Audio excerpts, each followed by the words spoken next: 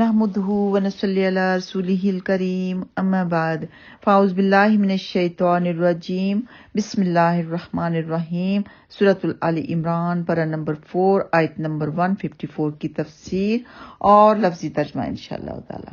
ثم انزل علیکم من بعد الغم امنة نعاسا يغشى طائفة منكم وطائفة قد أهمتهم أنفسهم يظنون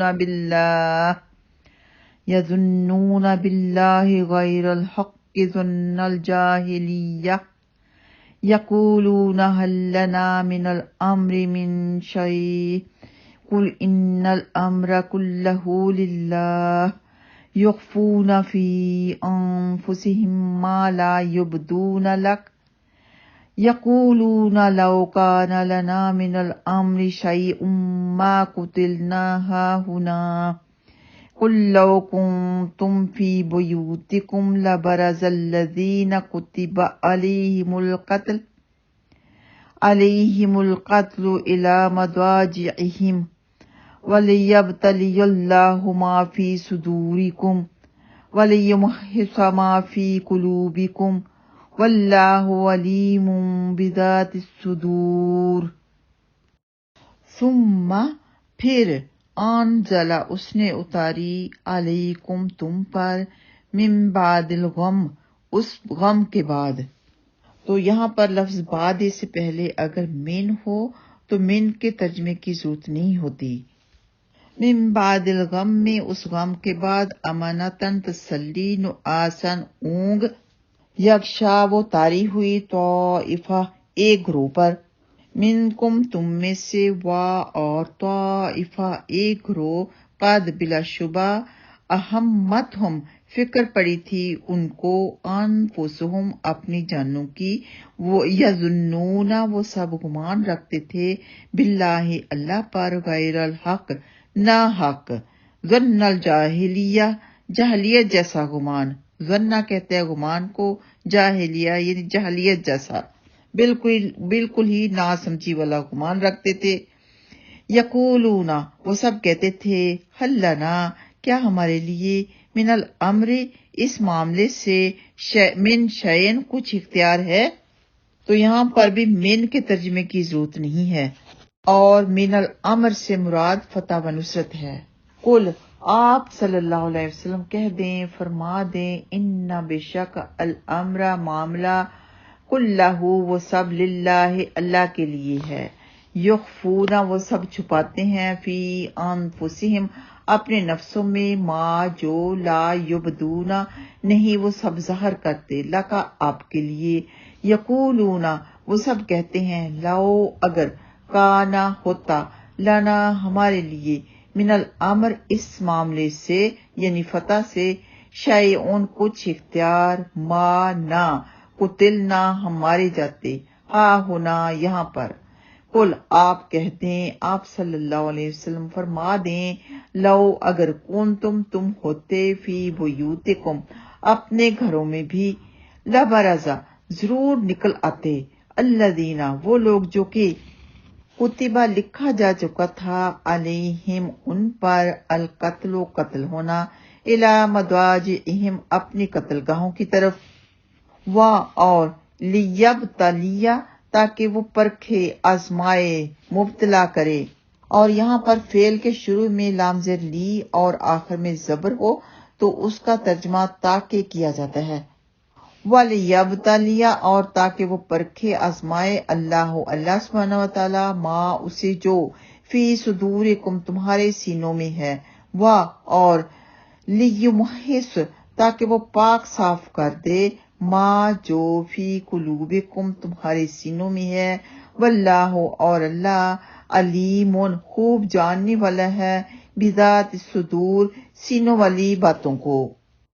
تو جنگ احد میں پے در پے صدموں کے بعد اللہ سبحانہ تعالیٰ نے میدان جنگ میں موجود مسلمانوں پر اپنا خاص فضل فرمایا کہ ان پر اونگ طاری کر دی جس سے انہیں امن اور اطمینان حاصل ہو گیا۔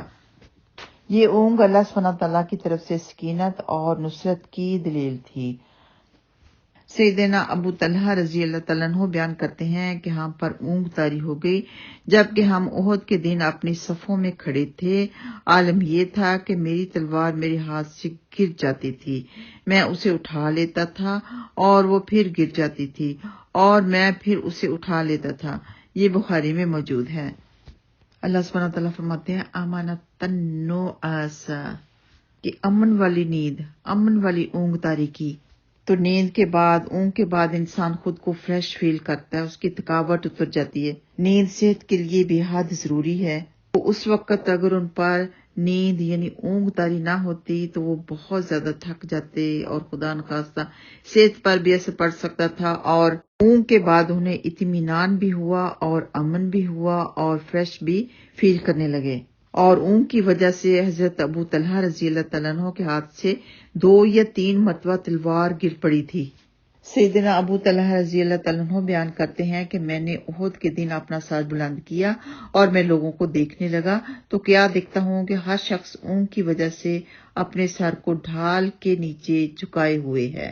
اللہ سبحانہ تعالیٰ کے اس قول ثم انزل علیکم من بعد الغم امنۃ نعاسا میں اسی طرف اشارہ ہے۔ یہ ترمذی میں موجود ہے۔ آگے اللہ سبحانہ تعالیٰ فرماتے ہیں وَطَائِفَةٌ قَدْ أَهَمَّتْهُمْ أَنفُسُهُمْ، اس سے مراد منافقین ہیں۔ ظاہر ہے کہ ایسے حالات میں ان کو تو اپنی جانوں کی ہی فکر تھی۔ سیدنا ابو طلحہ رضی اللہ تعالیٰ عنہ بیان کرتے ہیں کہ دوسرا گروہ منافقین کا تھا، انہیں اپنی جانوں کے علاوہ اور کوئی دوسری فکر نہیں تھی۔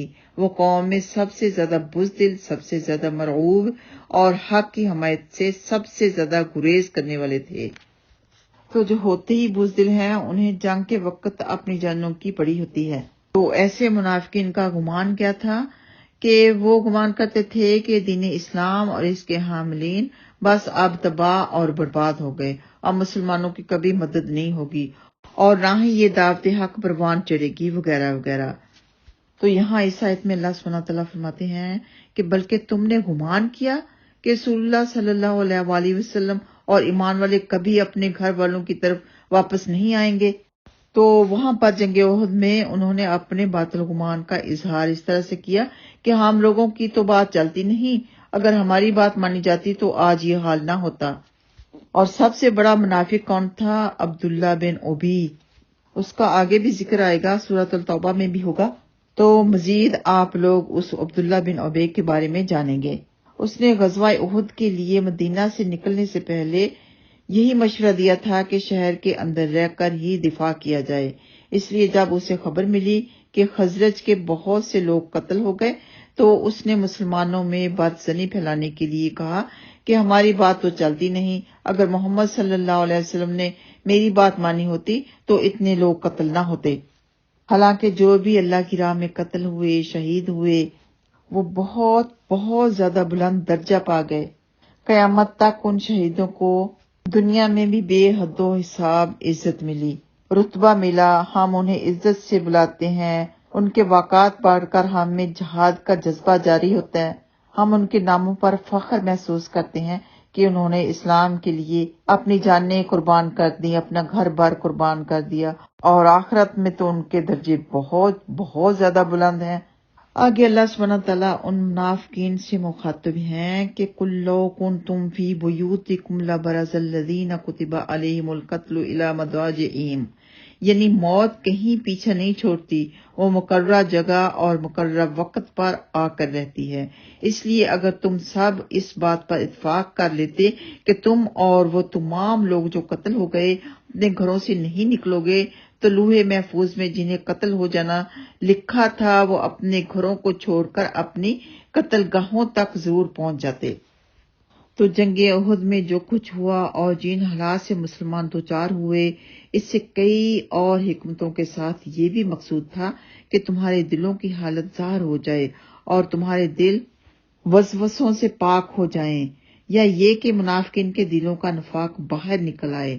چنانچہ ایسا ہی ہوا، احد کی لڑائی بگڑنے سے سارا بھانڈا پھوٹ گیا، جو منافقین تھے وہ بھی ظاہر ہو گئے اور جو صحیح ایمان والے تھے، ثابت قدم رہنے والے تھے، صابر تھے، وہ بھی ظاہر ہو گئے، تو الگ الگ دونوں پارٹیاں ظاہر ہو گئیں۔